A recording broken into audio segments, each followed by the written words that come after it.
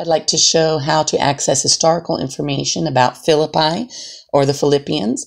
If I open up here in the ESV, English Standard Version, and open to Philippians, I can see some of the historical background here, the authorship of Paul and Timothy, and to all the saints in Christ Jesus who are at Philippi. So if I right-click here, it brings up this box with various information. And if I press here on the English word of Philippi, I have various options. Here are the various encyclopedias and dictionaries, which will have, background information about Philippi. I could also press on the topic guide here, and that brings a great variety of resources. So it's another way of accessing the encyclopedias and the dictionaries. I can also see related verses where Philippi shows up.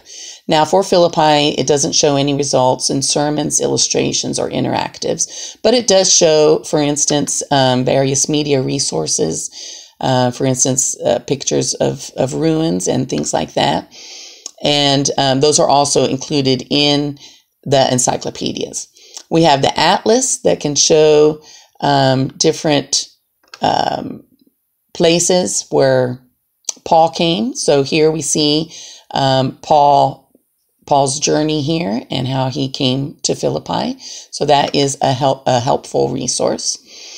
We also have biblical people there, a little bit more of atlases. Here we see different events, like Lydia became a believer there.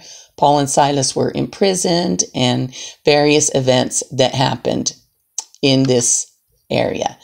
So if we come back here to Philippi, and we press once more on Philippi here, we can also access what is called all resources.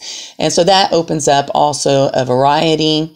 This is a concordance that is talking about Philippi, and just a lot of different information that the city and its people here. So is one of the better known New Testament cities. And so it's very, very useful in that way. Another thing we can do here is right click on Philippi and go to Philippi place. And so if we do press the place, then we see also here the different resources. Now, another thing that we can do is come up here to the library. And in the library, we have various options of what we could look for. So, for instance, we could look for commentaries on Philippians. And so that gives us a helpful information of different commentaries, and the beginning of the commentaries will usually speak of the historical data. Another thing that we could put in here is it's another way of also looking for the Bible dictionary. So we can find them all over the place, and there we can have more information. We could put things like atlas and open up other maps. Here's the Logos Deluxe map set. And that gives us the pictures here of, here's Philippi, because I have this open to Paul's letter to the Philippians. So that gives us more information of where it was in the old world. Another thing that is really cool here is that we can access the Bible timeline. And this opens up for us different options of what different scholars say about when they believe that Philippians was written.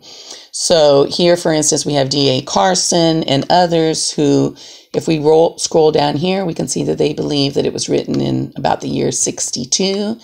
Guthrie puts it about a decade earlier here, 50 to 51.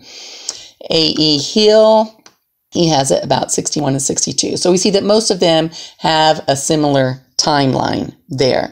So these are various of the resources that we can access, and all of this is very useful for getting to the historical background of any of these places in the Bible, and in this case of Philippi.